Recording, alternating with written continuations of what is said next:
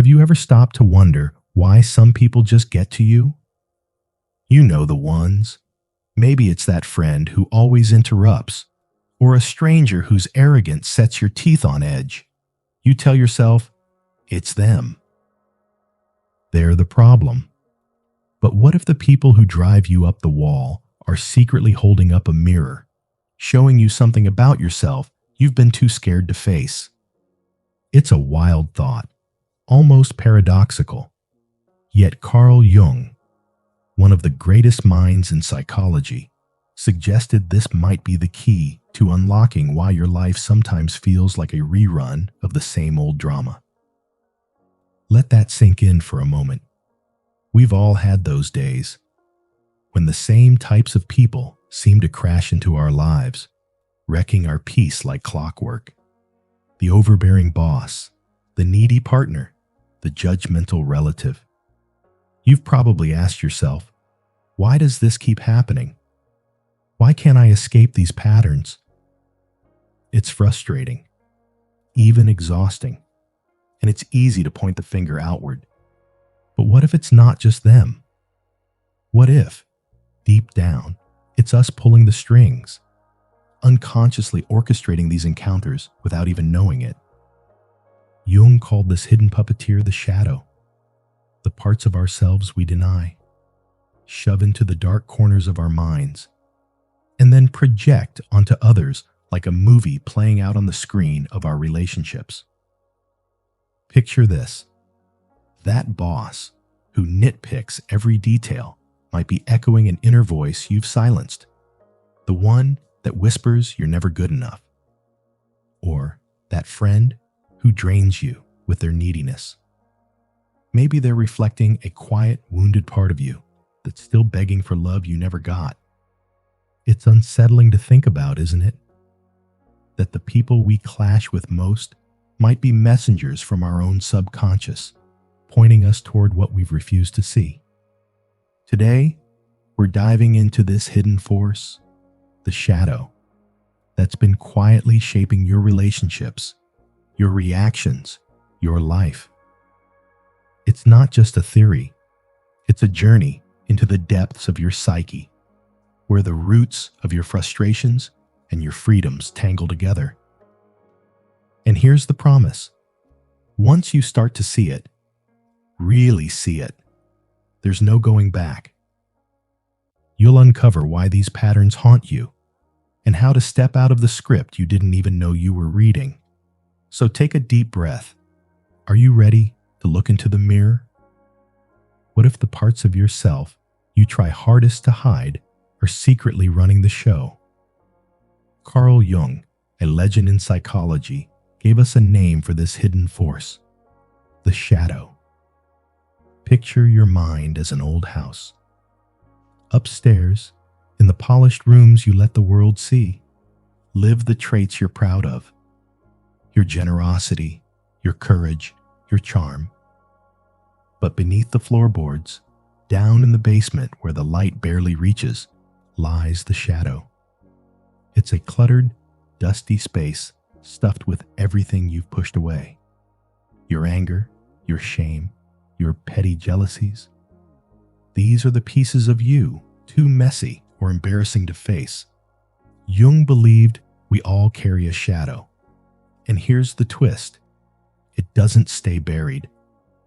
Like a whisper you can't quite silence, the shadow creeps into your life, shaping how you see others, how you connect, how you clash.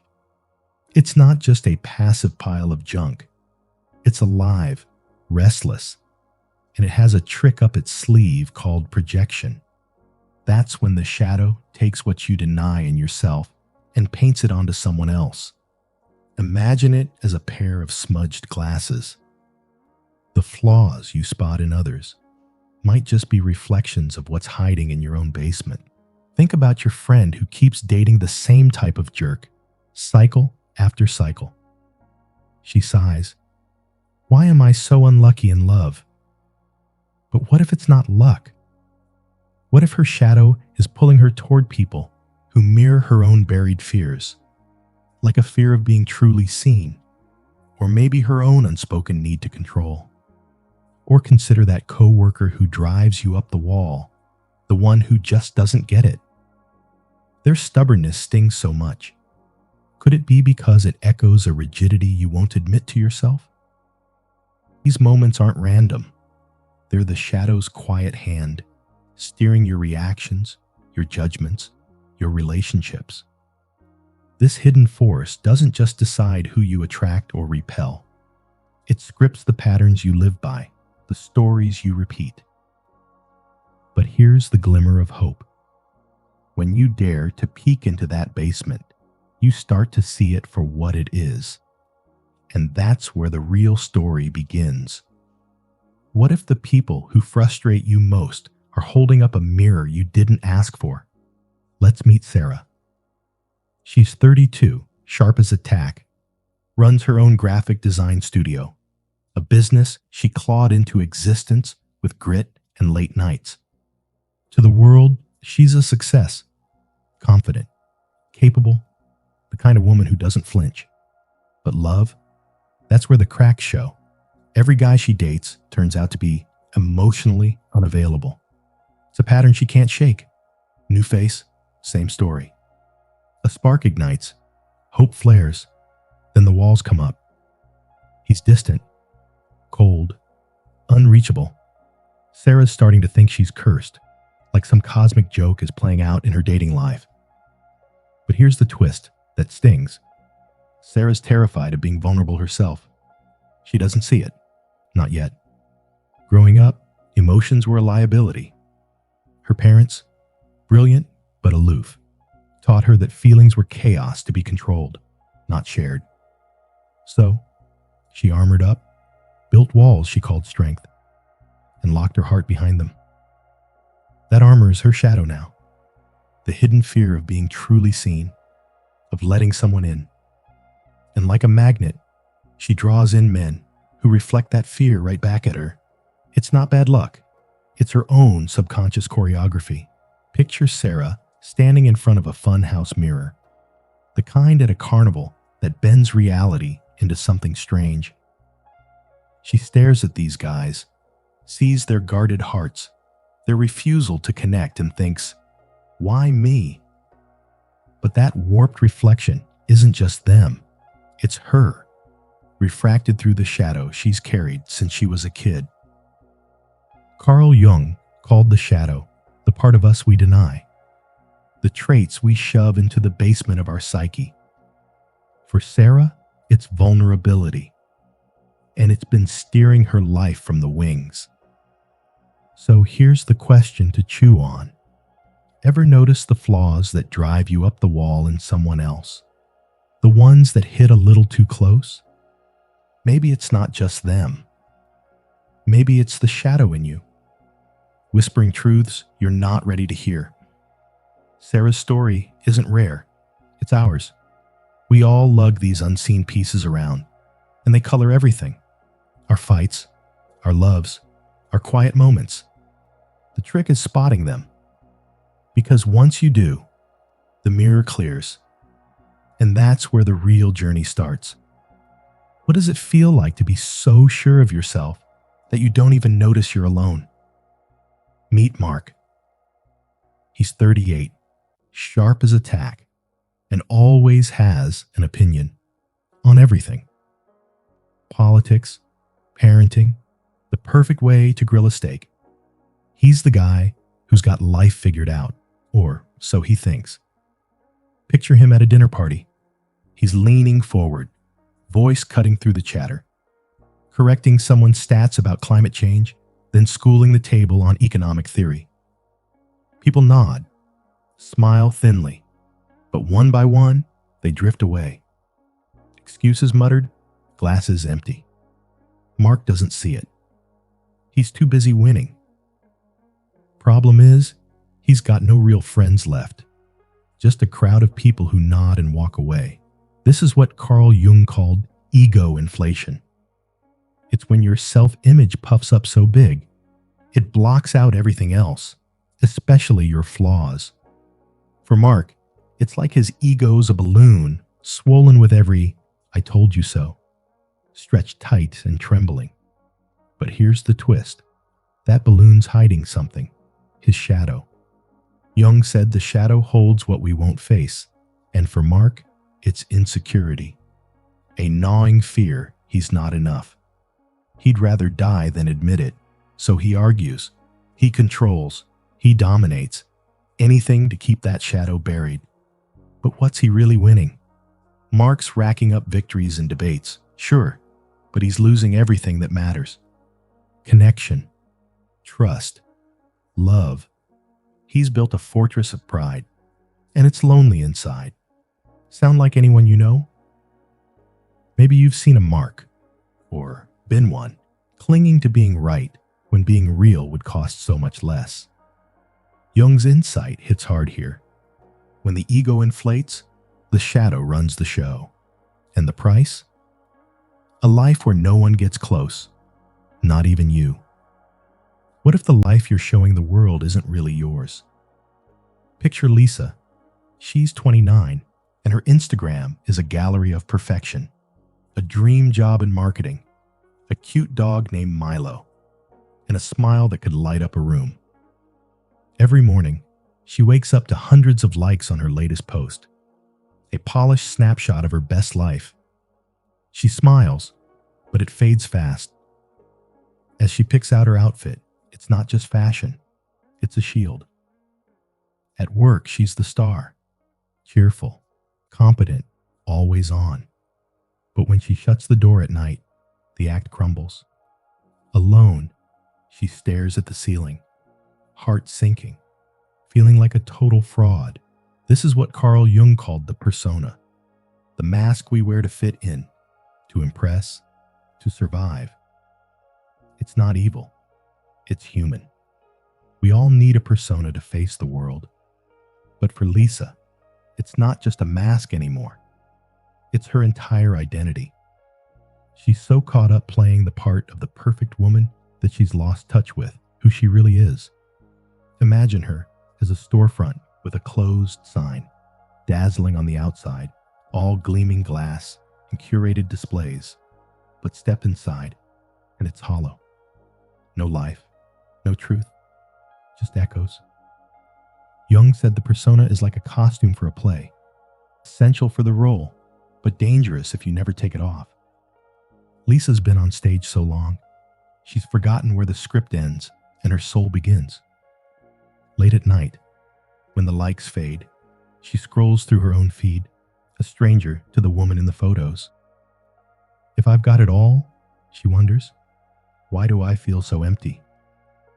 We all wear masks sometimes. It's how we cope, how we connect. But when does the mask stop being a tool and start being a cage? When do we lose ourselves behind the facade? What if the key to changing your life is hidden in the parts of yourself you've been running from? Enter Alex. He's 35, and for years, he was a walking echo of everyone else's faults. Or so he thought. In relationships, he'd point fingers, swearing his partners were too clingy, too cold, too wrong. At work, he'd fume over missed opportunities, convinced his colleagues were out to undermine him. And in the quiet of his apartment, he'd scroll endlessly, chasing distractions from a hollow ache he couldn't name. Sound familiar? Alex was caught in a cycle, a hamster wheel of blame and bitterness, spinning faster with every excuse. But one rainy afternoon, after a breakup left him raw, he did something radical. He stood before his bathroom mirror and didn't just see his tired eyes. He faced his shadow. Carl Jung called the shadow the unseen parts of ourselves we deny. The anger, the fear, the insecurities we shove into the basement of our minds. For Alex, it was a flood of recognition. He saw the resentment he'd nursed since childhood, the terror of being unlovable, hiding under his swagger, the control he clung to like a lifeline. And instead of turning away, he stayed. In that moment, Alex became an alchemist of his own psyche. Picture it. In the dim laboratory of his soul, He took the lead of his flaws, his sharp tongue, his buried shame, his need to be right, and began to melt it down. Slowly, painfully, he transmuted it into gold, self-awareness, raw and radiant. It wasn't a quick fix. Facing the shadow is like unearthing a tangled root system, messy, deep, daunting. But as Alex named each piece, the weight lifted. Here's where the magic sparked.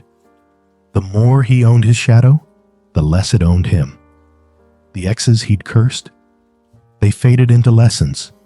The job he'd resented, it became a mirror, not a prison. Alex didn't just patch up his life, he found himself. And the real revelation? Facing your shadow isn't about wallowing in guilt. It's about freedom, the kind that comes when you stop running and start living. So, what about you? What cycles keep you spinning? What shadow lurks in your mirror, waiting for a brave glance? Because here's the truth Jung knew well. The moment you face what's been chasing you, that's when the transformation begins. Have you ever wondered why certain people just get under your skin? That friend who's always late, leaving you tapping your foot in frustration. Or the colleague who interrupts you mid-sentence, making your blood boil. It's tempting to point the finger and say, they're the problem. But what if the real story is deeper? What if those people are showing you something you've refused to see? Let's step into the mind for a moment. Carl Jung, a giant in psychology, gave us the concept of the shadow. Picture your psyche as a house. Upstairs are the sunlit rooms you're proud to show off. Your patience, your generosity, your strength. But there's a basement too. A shadowy place where you've tucked away the parts of yourself you'd rather ignore.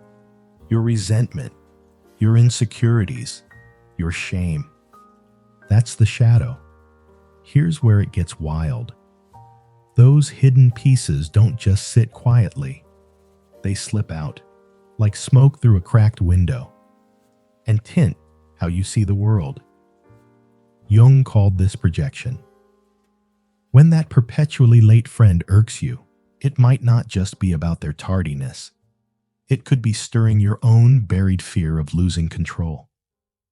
That interrupting colleague, maybe they're brushing up against your unspoken need to be heard. Now here's the game changer. Those people who push your buttons aren't your enemies. They're messengers, pointing you straight to your shadow. Stop running from them, and you might just unlock something transformative. Jung said it best.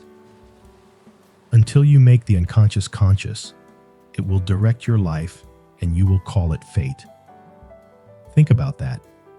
As long as your shadow lurks in the dark, it's running the show. But when you face it, when you own it, you stop splashing it onto everyone else. And then, the world shifts.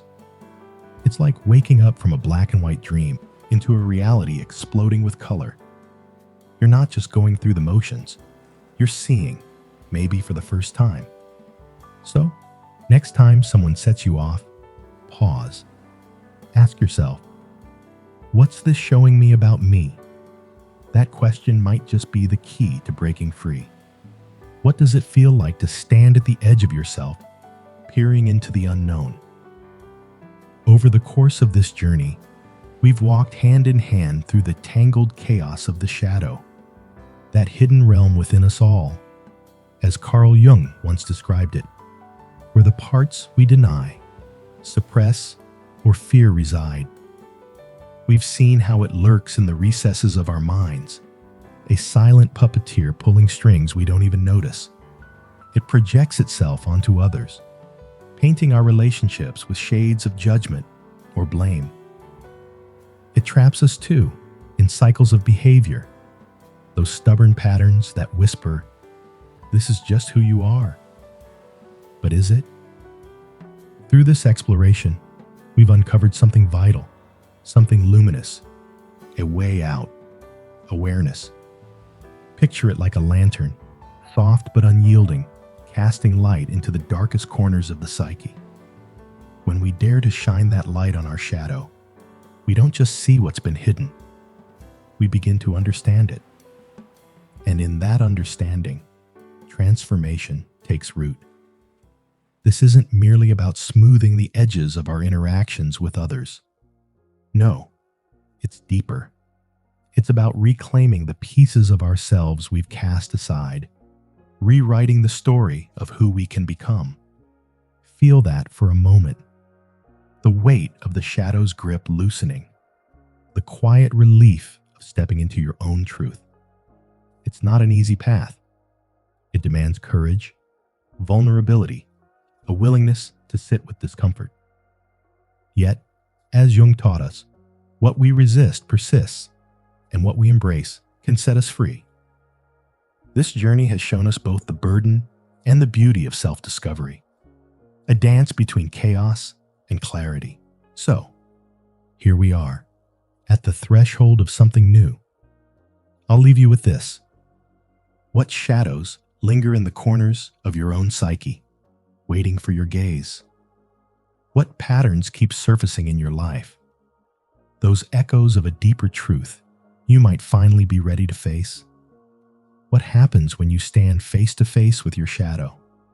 That hidden part of you, raw, unpolished, maybe even a little wild, whispers truths you've long ignored. If this video stirred something in you, a flicker of recognition or a quiet ache, then you've already begun the work. Carl Jung once said, "The shadow holds not just our darkness, but our untapped potential, gold buried in the murk." So, let's unearth it together. If this hit home, smash that like button. It's more than a click. It's a signal to yourself, a quiet, "Yes, I'm ready to see more." But don't stop there. Drop a comment and share a moment when you caught your shadow in action. Was it a flash of anger that surprised you? A fear that kept you small? Tell me how it felt to name it, to hold it up to the light. Your stories aren't just words. They're the heartbeat of this channel. A tapestry of human experience we're weaving together. And if you're craving more, subscribe and tap that bell. We're not done yet. There are deeper layers to explore. Archetypes, dreams, the messy beauty of the psyche. Think of this as a journey we're taking side by side, peeling back the masks we wear, step by reflective step. Finally, picture someone you know who's wrestling with their own shadows. A friend caught in old patterns, a loved one afraid to look within. Share this video with them. It's not just a link, it's an invitation to grow, to heal, to understand. As Jung believed, when we integrate the shadow, we don't just transform ourselves, we ripple out into the world. So, what's your next move? The shadow's waiting.